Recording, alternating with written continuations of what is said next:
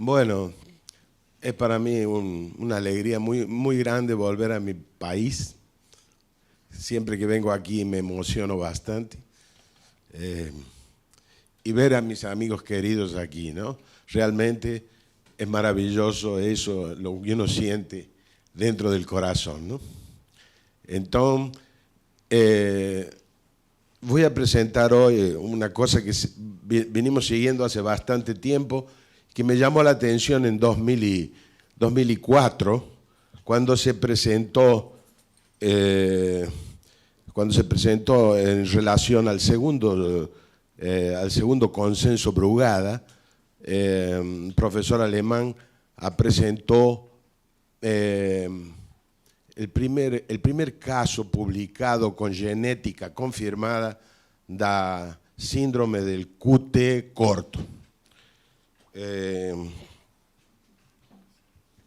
No tengo conflictos de intereses, pero como dice Barachuk, acepto donaciones, acepto donaciones, dulce de leche y todo eso. Ah, bueno, bárbaro.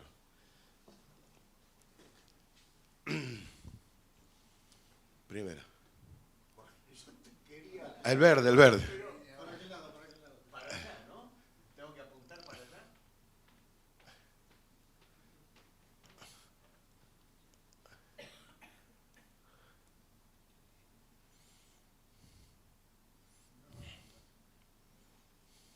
Está cansado. Se acostó tarde. Era para ponerte nervioso. Es verdad.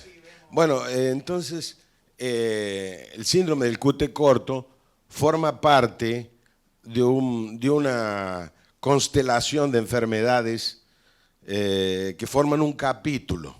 Son las llamadas channelopathies o canalopatías. Ellas pueden o son clasificadas actualmente sin cardiopatía estructural o con cardiopatía estructural. ¿Qué son las canalopatías? Son enfermedades genético-hereditarias, autosómicas dominantes casi todas, pero pueden ser recesivas o esporádicas, en donde hay una modificación, por una modificación genética, en los canales iónicos transmembranas del sarcolema o del retículo sarcoplasmático intracelular. O sea, el sarcolema es la membrana del cardiomiocito.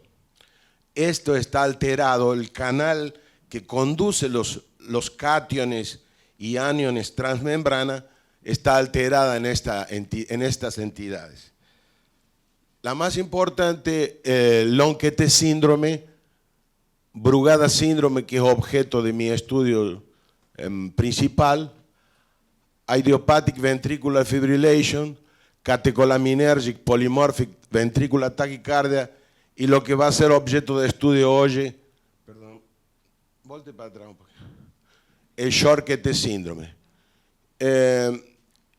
También existe la fibrilación auricular familiar. Esa fue genéticamente isolada en 1997 por la primera vez por Ramón Brugada, la primera, en un artículo del British. La muerte súbita infantil, que es un desastre que ocurre en chicos menores de 1 año, la muerte súbita durmiendo en el niño, puede tener como causa estas entidades. Lo que ahora se llama síndrome de repolarización precoce, a síndrome de Aizaguirre. Aizaguirre es un pesquisador talentoso francés que describió los primeros casos de early repolarization con genética comprobada. Y después las sobreposiciones de entidades, los llamados overlappings. Yo tuve la oportunidad en Ámsterdam con el profesor Wilde de observar algunos casos de overlapping en Brugada síndrome Lonquete variante 3, Brugada síndrome con Lenegre disease. La dolencia de Lenegre es una enfermedad igual al Brugada, la verdad afecta el mismo cromosoma, es, digamos así, es un alelo, igualmente que el LONQ-T. Y tanto Lenegre y Lev son enfermedades que en el primer mundo son la primera causa de implante de marcapaso definitivo. La primera causa de implante de marcapaso definitivo, no en América Latina, más en el primer mundo, es el Lenegre y Lev. Infelizmente, están juntos, porque ambos producen dromotropic disorder progresivo, mas no son enfermedades iguales, absolutamente disímiles. En cuanto el Lenegre es una dolencia genética de persona más joven que afecta el cromosomo 3 en el gen SCN5A, el Lev es una dolencia del esqueleto cardíaco. Y con dolencia estructural hay una serie de cosas más. La más importante es la displasia ritmogénica de ventrículo derecho. La displasia ritmogénica de ventrículo derecho es la principal causa de muerte súbita en Europa. En Europa. Así, en América, la principal causa es la cardiomiopatía hipertrófica. Tal vez 35% de las muertes súbitas en atletas jóvenes menores de 30 años, 35 años, es la cardiomiopatía hipertrófica. Más en Europa, la displasia ritmogénica. Esa displasia puede ser esporádica, puede ser dominante y raramente puede ser recesiva. Las formas recesivas se han descrito en lugares pequeños, puntuales, como en una isla griega que se llama Naxos. La isla griega de Naxos tiene esos, se han visto muchos casos, así como en Israel los árabes israelíes, y en Ecuador aquí se ha visto la forma recesiva, que tiene un pelo, tiene un fenótipo que afecta los pelos corporales, dermatológicos, un síndrome cardiocutáneo. Próximo. Vamos entonces a referirnos al Charcot síndrome. Yo me interesé cuando vi el primer caso en América Latina, tuvimos la suerte de verlo. Ese primer caso no tuvo, infelizmente, seguimiento genético. Mas ahora tenemos un nuevo caso, también de Brasil, de un amigo del norte, del nordeste brasilero, de Adail Pachón, nuestro colega entonces, en ese ya le hicimos genética y toda la familia tiene positividad para una mutación genética que ya vamos a conversar. Entonces, ¿de qué se trata el Charcot síndrome? Es una dolencia hereditaria, congénito familiar, es una entidad clínico-electrocardiográfica, igual al Brugada, clínico-electrocardiográfica. Forma parte de las así llamadas canalopatías o dolencias eléctricas primarias, llamadas así porque si el individuo tiene una muerte súbita y le hacemos una autopsia, nada encontramos. Por eso la autopsia tiene que incluir ahora necesariamente la autopsia molecular. La autopsia molecular permite diagnosticar el problema. Y tiene características electrocardiográficas como un extremo Charcot, principalmente en las mutaciones clásicas de potasio, muy curto el QT, habitualmente menor de 300 milisegundos, y que no se modifica con la frecuencia cardíaca. También se observan unas T que semejan a la onda T de la hipercalemia, moderada o leve. O sea, una onda T de base estrecha, alta, picuda y base bien estrecha y parece simétrica. La doctora Priori escribió que la onda T era simétrica y yo observé de que estaba equivocada. A la doctora Priori le mandé el vectocardiograma y no me respondió. Pero la verdad es que estaba equivocada y voy a mostrar ahora. Unas pocas familias se han descrito. Entonces es lo que se llama enfermedad orphan disease.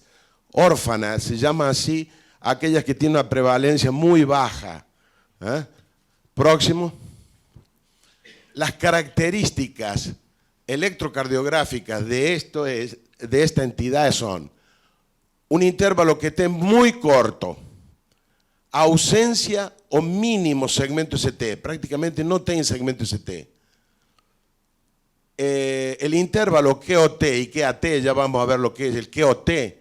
El QOT es como si fuese el problema de calcio. El intervalo que se extiende desde el inicio del QRS al ápice de T, o el intervalo que se extiende del inicio del QRS al ápice de T.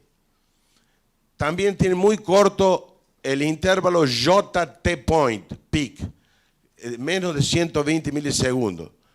Este autor canadiense elaboró un score en 2011 que se usa bastante actualmente, y ese se le da, si tiene esto, tiene un valor de 1 punto. Las ondas T picudas, frecuente prominente U-wave, y tiene una alta tendencia a fibrilación atrial espontánea y repolarización precoce, frecuente en estos pacientes. Vamos a ver, próximo. Aquí nos tenemos la correlación de un electrocardiograma con el potencial de acción monofásico de una fibra rápida. El intervalo T, que se extiende del inicio del Q hasta el fin de la T, si es menor de 330 es arritmogénico, y si ultrapasa 450, long T también es arritmogénico. O sea, eso ya se sabe de muchos años atrás, de que el QT curto y longo produce arritmia. ¿Ok? Próximo. Vean aquí nos tenemos en la parte superior la correlación de un electro de superficie con el potencial de acción. Reparen el QRS, fase 0, el punto J coincidente con el notch de fase 1, el segmento ST coincidente con la fase 2, la onda T coincidente con la fase 3 y la onda U, el último enigma del electrocardiograma en la fase 4 del potencial. Cuando nos tenemos un short T, nos encontramos que la distancia entre el punto J y el ápice de T es muy curto, extremadamente curto. Short J point, T point, T peak, menos de 120 milisegundos. O sea, 3 cuadradiños, menos de 3 cuadradiños desde el fin del QRS al ápice de T. También es frecuente onda U proeminente y ondas T picudas pseudosimétricas. Próximo. Inicialmente se observó en la secuencia, el primer gene detectado también fue realizado por Ramón Brugada.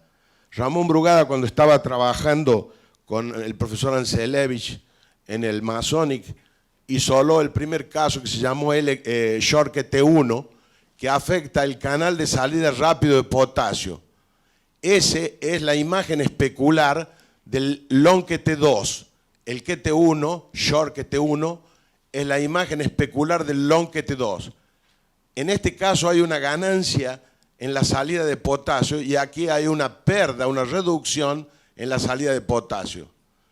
¿Se acuerdan ustedes que el long QT se caracteriza por una onda T bífida, es característico? Y el short QT, muy curto el QT, el primer caso.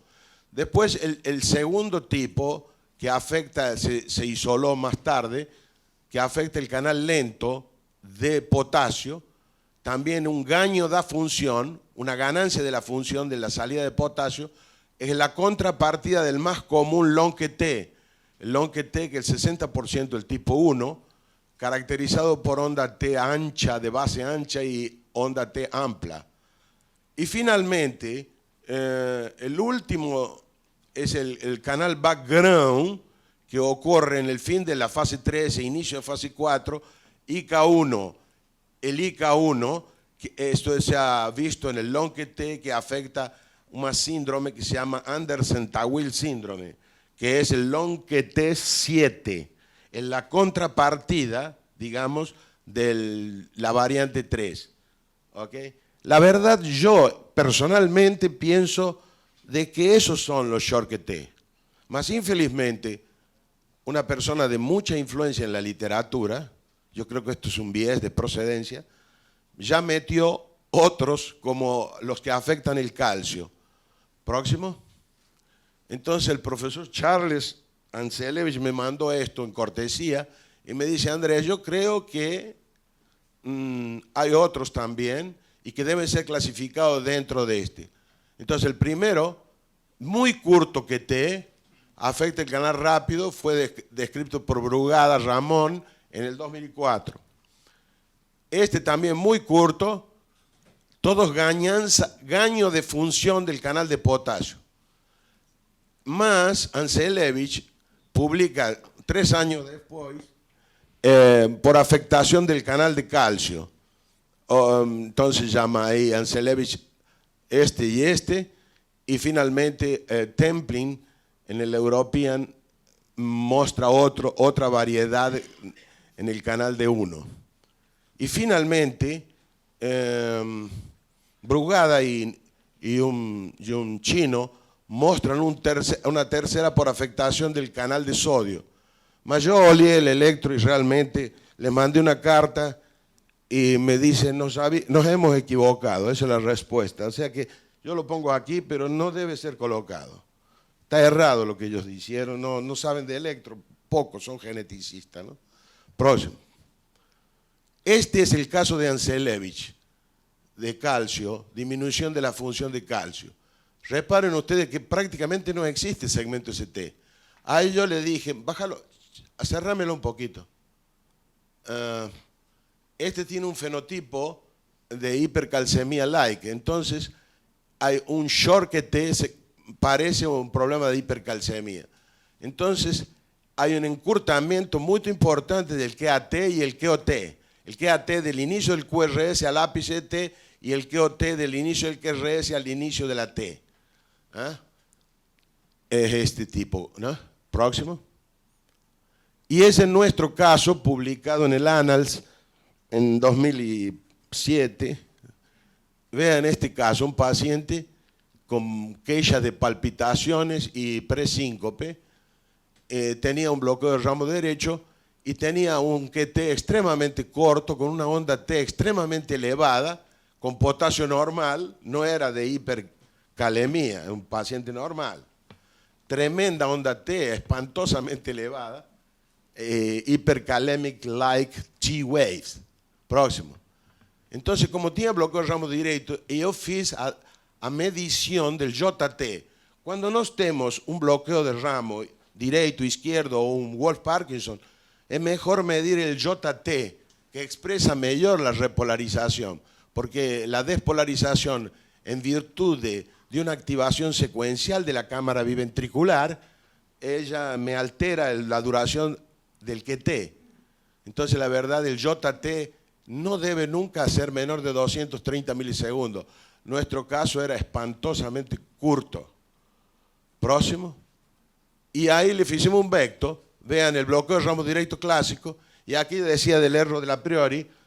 Priori, cuando vio esas T, decía que era simétrica. Pero si nosotros vemos la onda T, vemos que las lágrimas de la rampa aferente y eferente tienen una distancia entre ellas diferente. Aquí va más lento y aquí va más rápido, indicando que la T es asimétrica, es una pseudosimétrica. Reparen ustedes que aquí casi que no se ve en el ramo eferente, las lágrimas están unas al lado de las otras, coladiñas, y aquí bien separadas. Entonces indicando que hay una velocidad diferente. Próximo. Y atraso final de conducción. El atraso final de conducción de bloqueo de ramo direito, ese se llama padrón Grisham de bloqueo de ramo direito en el vecto. Ok, aquí está, vean, impresionante la T, ¿no? Próximo. Y aquí la T para frente, claramente asimétrica y no simétrica. Próximo. Y el paciente le hicimos un holter, en el mismo holter, 8 horas después, el tipo entró en FA intermitentemente y aquí estaba en ritmo sinusal, que es un elemento espantosamente importante. Entonces, un mensaje. Ustedes saben que la fibrilación auricular es una enfermedad de viejos. Si uno no tiene cardiopatía, ni tiene hipertiroidismo, es un corazón normal y nada externo, y fibrila y tiene 30 años, 20 años, tenemos que pensar en el aspecto genético. Hay que eliminar lo máximo posible esa palabra desgraciada que es long atrial fibrillation, porque indica nuestra ignorancia. O sea, está dentro de lo que se llama idiopática, fibrilación ventricular idiopática, criptogenética, primaria, esencial. Esas son palabras que nosotros los médicos usamos para disimular nuestra ignorancia. Cuando llega el paciente y dice, ¿por qué tiene esa arritmia, doctor? Criptogenética. ¿Cómo, doctor? Primaria. Entonces, ¿qué significa? Esencial. Significa que no sabemos qué es, ¿no? Pero la disimulamos bien, sabemos mucho, ¿no? Próximo. Y este es un caso de presentó Martin Borgfred. Este Martin es un tipo maravilloso de Alemania que formó parte del consenso y mostró este caso, era un Short con fibrilación atrial. Y también él le mostró electrocardiogramas del animal de laboratorio. El animal de laboratorio es el canguro. El canguro. Por eso que los canguros, dicen él, probablemente cuando vos haces una anestesia para cualquier cirugía, el veterinario tiene una alta tasa de muerte súbita por Charcot, son peleadores y luego entran en fibrilación ventricular. Entonces, es el animal de laboratorio clásico para el Charcot. Próximo. Y este es un sinal que describimos y ya lo publicamos. No había sido publicado y creo que puede ser alguna cosa. Yo le denominamos minus plus T-wave sign. En algunas derivaciones nos tenemos la T colada al QRS y iniciando por negatividad y después positividad. Minus plus. Próximo. En este caso lo vimos de nuevo en un holter. En un holter aquí. Minus plus T signal. Minus plus. Y lo hemos visto en la literatura. Los pocos casos de la literatura se muestra eso. Próximo. Este caso es de mi amigo del Nordeste, Adail Paichón. Este es el hijo del probando, un joven de 23 años, asintomático. El probando era un tipo de 40 y poco que tuvo síncope y tiene varios miembros de la familia así. Reparen aquí que no tiene T y nos observamos aquí el sinal ese, minus plus T-wave sign, el nalta además, tipo argentinada. Próximo. Y aquí interesante, el que te viene bien corto, Golub describió en el Journal of Medical College lo siguiente: si tiene menos de 370, un punto. Si tiene menos de 350, 2 puntos. Y menos de 330, 3 puntos. Porque no se, vean ustedes, Sami Biskis, que es un pesquisador israelita, él observó que mucha fibrilación ventricular idiopática tienen Charcot.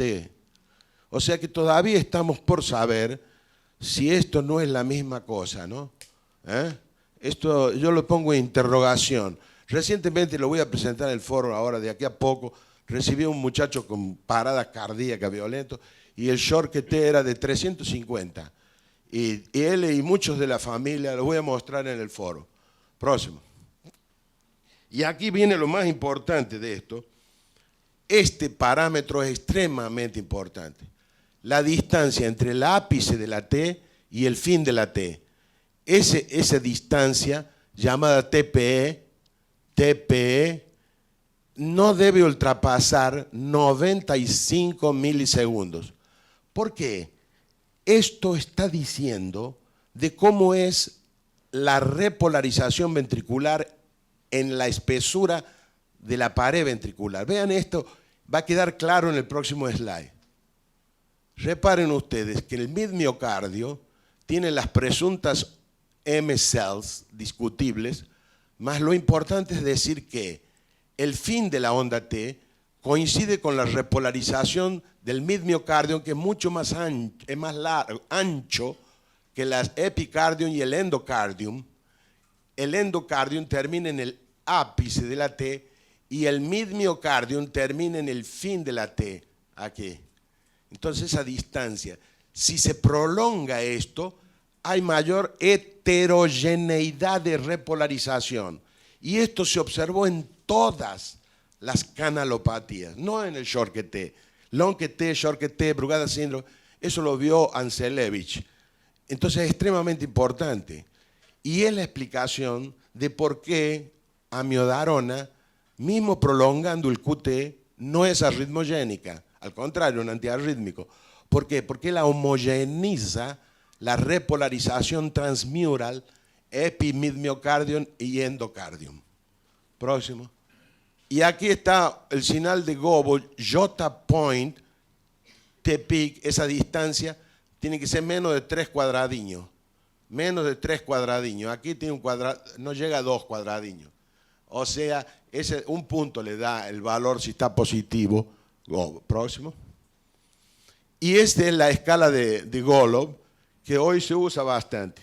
Entonces, él usó criterios electrocardiográficos de la historia, de la familia y genéticos. Más de 4 puntos, alta probabilidad, 3 puntos, intermediaria, y menos de 2 o menos, baja probabilidad. Dependiendo el QT, siguiendo la fórmula de Bassett, menos de 370, un punto, menos de 350, 2 puntos, menos de 333 puntos. Desde el punto J al ápice, un punto. Historia de muerte súbita, bla, bla, bla. Entonces, todas estas son cosas interesantes que pueden ser usadas como criterios para el diagnóstico. Quiero decir que el que le tenga interés puede copiar mi pendrive y leerlo, no hay necesidad de escribir. Próximo. Bueno, la cosa es que también existen short-QT por acquired forms, como en este caso, por ejemplo, la taquicardia, un aumento en la frecuencia cardíaca, ustedes saben que encurta el QT, la acidosis, alteraciones del tono, la hipercalcemia, la más importante es esta, hipertermia, hipercalemia y el efecto digitálico, que ya casi usamos muy poco la digital, mas es una causa de short-QT acquired. Próximo. Entonces aquí tenemos el QT, la digoxina encurta el QT, deja en cuchara el ST, cabe justo el comprimido de digoxina y esto parece en los mostachos de Salvador Dalí el aspecto del segmento ST. Próximo. Y aquí en la hipercalcemia es una forma adquirida de short-QT. Es casi ausente, generalmente puede haber onda J, como si fuese un Osborne wave. Entonces, en este caso, encurta mucho el ST y al QAT y el QT encurta. Próximo. En este caso, un paciente con osteosarcoma que tiene hipercalcemia, entonces vean el QT bien subcurto, casi sin ST. Próximo. Ok, muchísimas gracias.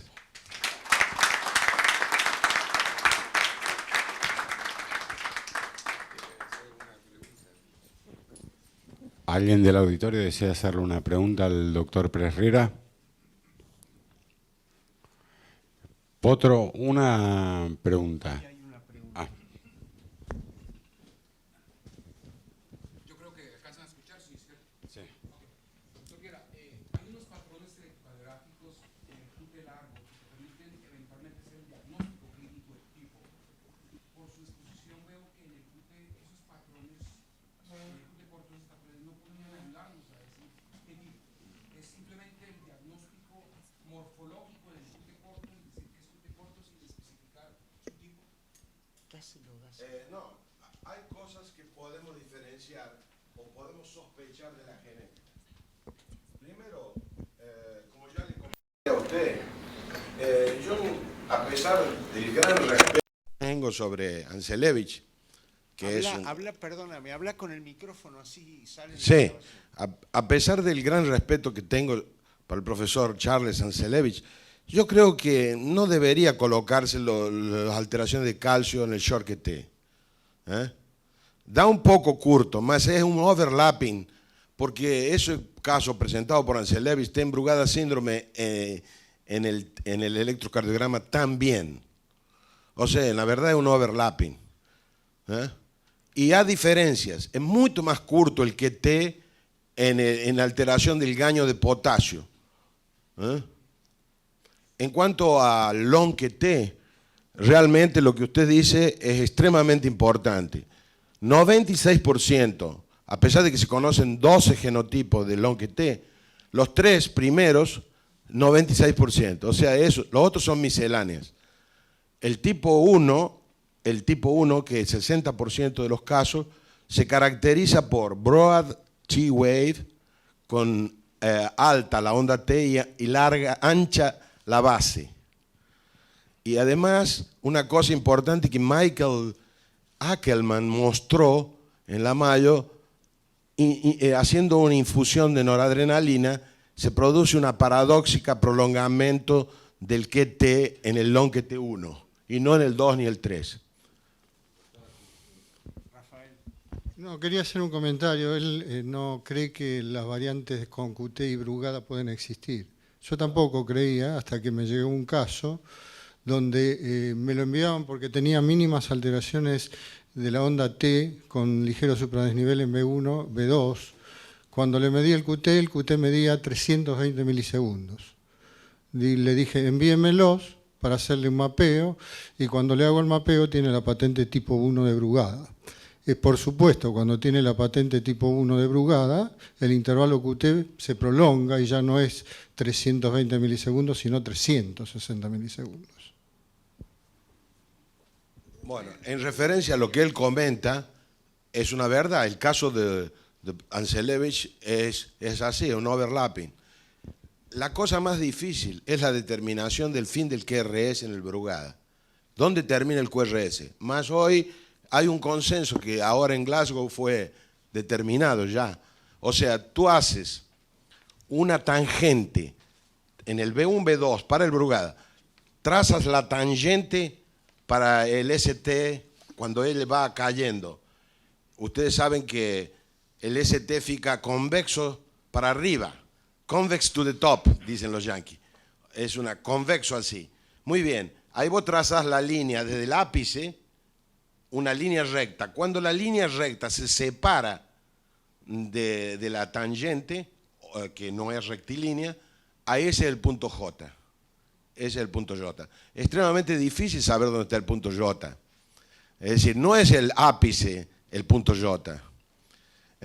Más, yo he descrito 2 subvariedades que son importantes, porque yo he visto esto en 30%, en un análisis de 135 casos. Yo analicé 135 casos Brugada de la serie de Wilde, del profesor Wilde de Ámsterdam. Y 30% más o menos tienen el ST, en vez de convexo para arriba, es rectilíneo descendente. Entonces ahí no hay cómo decir a dónde está la tangente, ¿no?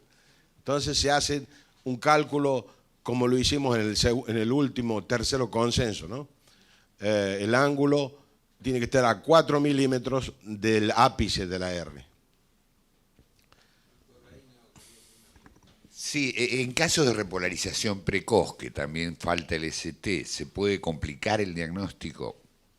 Sí, la repolarización precoz es un hecho frecuente en el short QT, es frecuente en la fibrilación ventricular idiopática, 40% o 50% de los casos. O sea, lo que acontece es que existen conceptos erróneos de lo que es la repolarización precoz. Y este problema nace del primer caso publicado por Aizaguirre. Entonces, antiguamente se pensaba que era necesario supradesnivelamiento del segmento ST en 2 contiguas, más de 1 y poco. Hoy no. Hoy se sabe de que no hay necesidad de supradesnivelamiento. Apenas que exista esa onda final J, esa es la ruin, la que mata. Es un caso interesantísimo esto, hay una nueva clasificación sobre esto y hubo un consenso reciente que ustedes pueden tener acceso a él en Glasgow. En Glasgow se determinó eso, ¿no? Doctor, sabemos que en el QT corto es común la fibrilación auricular y usted encontró alteraciones de la onda P, porque estos pacientes deben tener una onda de repolarización auricular, la que describió Tranchesi, bien corta, es decir, que tiene que tener, por eso la aurícula también está enferma como el ventrículo. Es verdad lo que usted dice. Lo que pasa es que lo que se acorta no es la onda P, sino el potencial de acción de las células de los cardiomiocitos atriales. Esas sí son cortos, más cortos que lo otro. El potencial de acción monofásico de esas fibras. Pero como usted sabe, la conducción atrial, hoy se sabe que va por vías preferenciales, ¿no?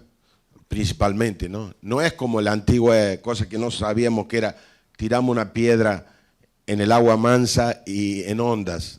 Él va por vías preferenciales, anterior, media y posterior, y esa, la velocidad de conducción es de 1 metro por segundo, a un paso que en el atrio la velocidad es de 400 milímetros por segundo.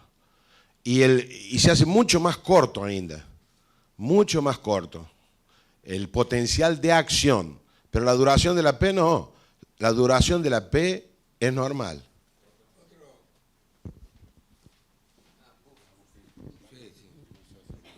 Un par de cositas. No, el doctor se refería a la T de la onda P, que no se ve en el electrocardiograma. Ahora Entonces entendí. tenés que ver una P bloqueada, aislada, Sí. para medir la T de la P. Ahora Eso es lo entiendo. que te preguntó. Ahora sí. Bueno, yo no entendí eso. Realmente no hay, ni he visto, porque son pocos casos, pero la T, o sea, la repolarización atrial, que normalmente está eclipsada por el QRS, no podría verse en el PR o en el ST, mas no se ve, que yo haya visto, ¿no? Para terminar, porque si no vamos a seguir acá hasta el mediodía con este asunto, simplemente quería llamarte la atención y después, si querés, lo discutimos y nos Sí. calzamos los guantes, acerca de la medición en pacientes que tienen bloqueo de rama. La medición del ¿Qué T? J. Exacto. No, JT. del JT. El JT. ¿Por qué? Porque cuando hay un bloqueo de rama, hay sitios del ventrículo que han comenzado a repolarizarse cuando todavía no terminó la despolarización y por lo tanto los cambios secundarios que aparecen en el segmento ST son atribuibles a esos gradientes que se conforman entre territorios que se están despolarizando y territorios ya repolarizados. Así que Sí. después, si querés lo discutimos. No quiero discutirlo, me gustaría. Ahora, Bueno. Después el vino. Más el punto J, yo pienso que no existe. bueno, estamos mal entonces. No, porque un punto no tiene medida. Y hoy se sabe, hace mucho se sabe, desde los estudios de Mirvis con Body Surface Mapping, que existe overlapping entre repolarización y despolarización da orden de 40 milisegundos. Existe un overlapping. Hay momentos que están repolarizando y momentos hay fibras despolarizando concomitantemente. Devolver el micrófono. Bueno.